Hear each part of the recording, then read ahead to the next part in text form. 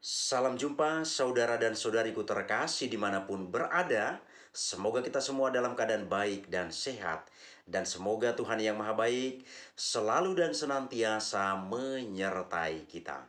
Saudara-saudari, persoalan tentang agama di Indonesia kita tidak tahu sampai kapan berakhir. Hampir setiap saat, hampir setiap waktu, masa demi masa, selalu menjadi perbincangan, selalu menjadi persoalan.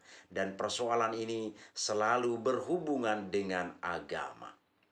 Maka dalam konten sebelumnya sudah panjang lebar juga saya bicara tentang persoalan-persoalan yang terjadi di Indonesia terkait dengan kehidupan beragama. Saudara-saudari, supaya tidak terjadi persoalan, maka ada hal tertentu yang harus dilakukan. Sehingga umat beriman dari masing-masing agama itu punya standar tertentu dalam menjalani kehidupan imannya. Maka sesi ini saya beri judul demikian: Pemuka agama sesat, maka para pengikutnya juga sesat.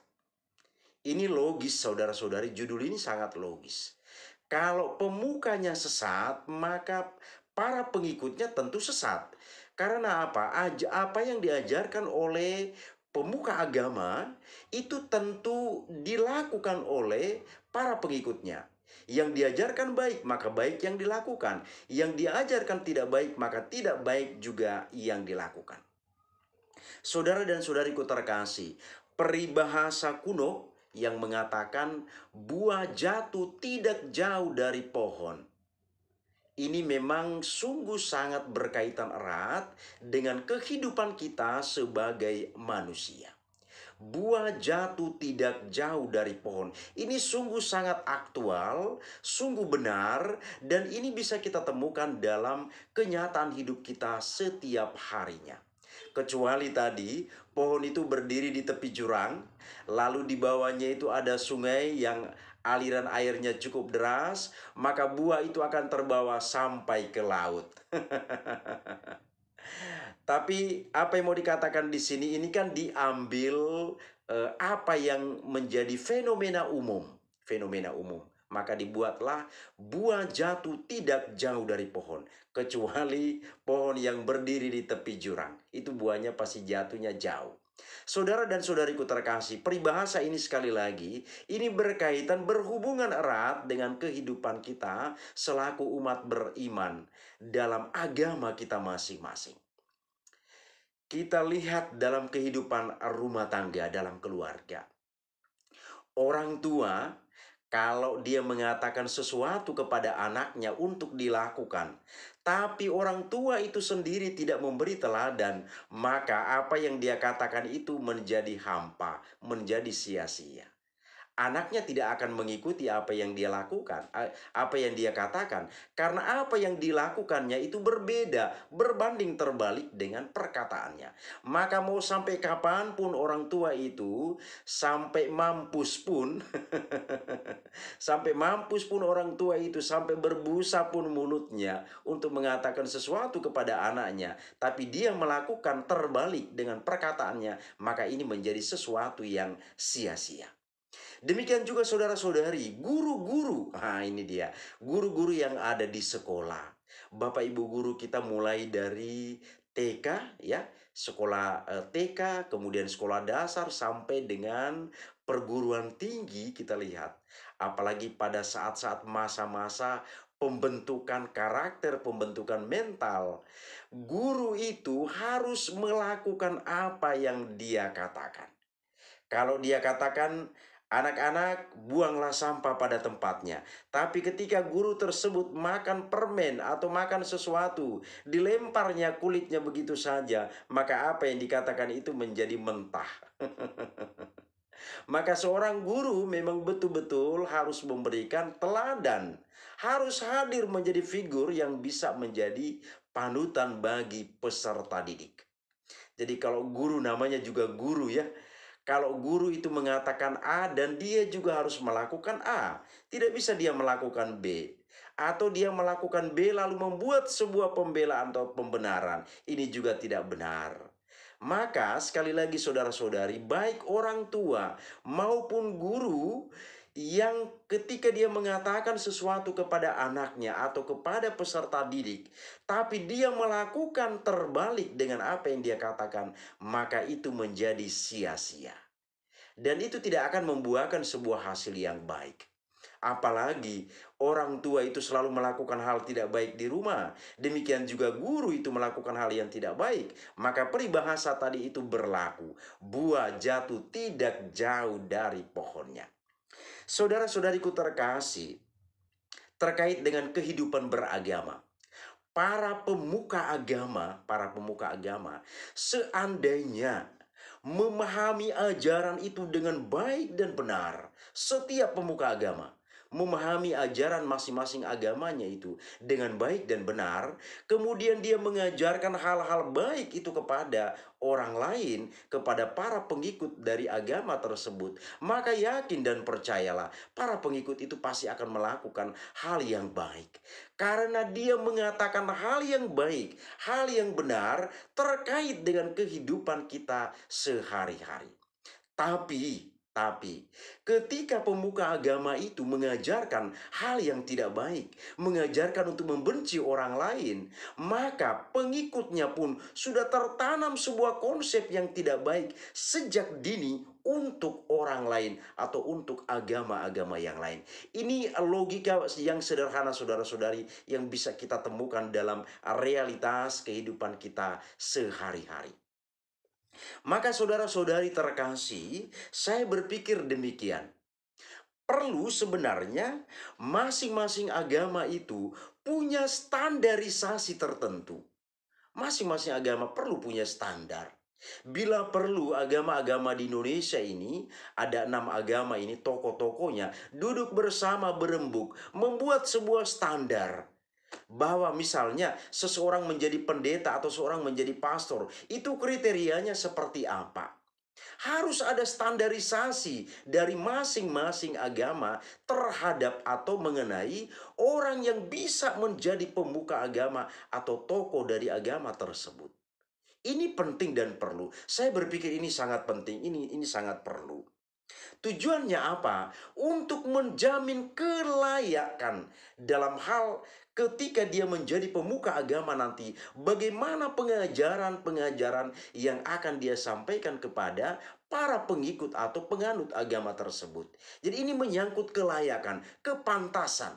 Jangan-jangan dia hanya mengajarkan kebencian dan kebencian terhadap orang lain, bukan mengajarkan kebaikan. Maka perlu ada standarisasi sebenarnya di sini. Perlu ada standarisasi. Saya bersyukur sebagai seorang beriman Katolik bahwa di dalam gereja Katolik hal ini sungguh sangat jelas. Sungguh sangat jelas. Orang kalau mau menjadi pastor, pastor itu pemuka agama dalam gereja Katolik. Orang kalau mau menjadi pastor dalam gereja Katolik, saya pernah jelaskan dalam konten-konten saya sebelumnya, menjadi pastor bukan hal yang gampang, bukan hal yang mudah. Bahkan saya pernah katakan menjadi pastor itu belajarnya sampai belasan tahun. Belasan tahun. Bahkan setelah menjadi pastor, bukan berarti berhenti dia belajar. Terus dia belajar, terus dia belajar. Ini sungguh sangat jelas kita temukan dalam gereja Katolik. Proses menjadi seorang pastor dalam gereja Katolik bukan main-main. Ada tahapan-tahapan yang harus dilalui, dan dari tahapan-tahapan inilah berlaku seleksi. Kalau tahapan ini dia tidak mampu melewati, maka dia akan gugur menjadi seorang calon imam dalam gereja Katolik. Jadi prosesnya, prosedurnya sungguh sangat jelas saudara dan saudari. Dan inilah nanti akan mencetak atau menciptakan imam-imam atau para pastor dalam gereja Katolik yang memang sungguh-sungguh punya bobot, punya kualitas. Kualitas intelektual, kualitas dalam hal moralitas, dan lain-lainnya. Maka sekali lagi ini sungguh sangat jelas ada dalam gereja Katolik. Maka bila perlu ya saudara-saudariku dari agama-agama yang lain bisa mengadopsi hal baik ini dan kita bawa ke agama-agama kita. Supaya apa? Tercipta republik ini, kehidupan kita itu menjadi baik. Jangan hanya gara-gara agama, seperti dalam konten saya sebelumnya sudah saya singgung. Jangan hanya gara-gara agama yang merupakan salah satu unsur dalam kehidupan kita, tapi kita terus saja ribut, terus saja bermusuhan, terus saja berperang dalam hal ini. Masalah agama, hal yang sangat kecil, hal yang sepele sebenarnya. Kita hidup, kita makan bukan karena agama. Dalam konten sebelumnya sudah jelas saya paparkan tentang hal ini. Di biji-biji beras itu tidak ada tertulis agama tertentu, nama agama tertentu. Di air minum yang kita minum tidak tertulis nama agama tertentu. Lalu kenapa hanya gara-gara agama kita berkelahi? Dan ini terus berkelanjut dari masa ke masa hingga saat ini. Ini ironis, ini miris saudara dan saudariku terkasih. Jadi saudara-saudariku terkasih, saya katakan dengan jelas di sini bahwa para pemimpin dalam gereja Katolik, proses pendidikannya itu, seleksi tahap demi tahap itu sungguh sangat jelas. Sungguh sangat jelas, tidak main-main. Menjadi pastor tidak ada unsur KKN di dalamnya. Proses itu sungguh sangat betul-betul menentukan seseorang itu bisa sampai kepada jenjang menjadi pastor atau tidak. Jadi standarisasi yang dipakai oleh gereja Katolik sungguh sangat jelas. Sungguh sangat jelas. Maka tadi saya katakan hal baik ini bisa diadopsi dan dibawa juga ke agama-agama lain. Supaya apa? Terciptalah kehidupan yang harmonis di antara kita. Bahkan saudara-saudari terkasih, para pastor itu ketika dia mengajarkan ajarannya, seandainya ada hal yang tidak tepat diajarkan, dari Vatikan itu memberikan pengawasan. Bayangkan, Vatikan pusatnya gereja Katolik seluruh dunia akan memberikan pengawasan kepada imam atau pastor tersebut. Maka apa yang terjadi kita lihat? Tidak ada para imam yang memberikan pengajaran yang miring. Mengajarkan kepada umatnya untuk membenci, memusuhi orang lain. Itu tidak akan pernah kita temukan di sana, saudara dan saudariku terkasih. Dan ketika seorang imam memimpin sebuah perayaan dan menyampaikan khotbah, hanya murni kitab suci itu yang dibahas, diajarkan, dijabarkan, dan dibagikan kepada umat yang hadir di dalam perayaan itu. Ini sangat indah saudara-saudari. Maka kalau tidak percaya saudara-saudariku dari agama-agama lain, kalau tidak percaya datang masuk ke salah satu gereja Katolik terdekat di tempat saudara-saudari sekalian. Masuk di sana. Lihat apa yang saya katakan ini. Dalam perayaan itu imam atau pastor itu murni hanya menyampaikan pencerahan. Menyampaikan ajaran tentang kitab suci. Bacaan kitab suci yang dibacakan dalam perayaan pada waktu atau pada saat itu. Jadi tidak ada menyinggung agama yang lain. Tidak ada menjelekkan agama yang lain. Tidak ada, tidak akan kita temukan dimanapun itu. Para pastor itu punya gaya pengajaran yang satu dan sama. Para pastor itu punya gaya pengajaran yang satu dan sama. Tidak akan berbeda saudara-saudari. Dan inilah sekali lagi keunggulan dalam gereja Katolik. Kenapa? Gereja Katolik itu hanya punya satu pemimpin untuk seluruh dunia. Dan gereja Katolik punya ketaatan yang sungguh luar biasa. Sungguh luar biasa. Maka apa yang dikatakan oleh Bapak Paus dari Vatikan, gema atau gaungnya itu sampai ke seluruh penjuru dunia di mana umat Katolik itu berada.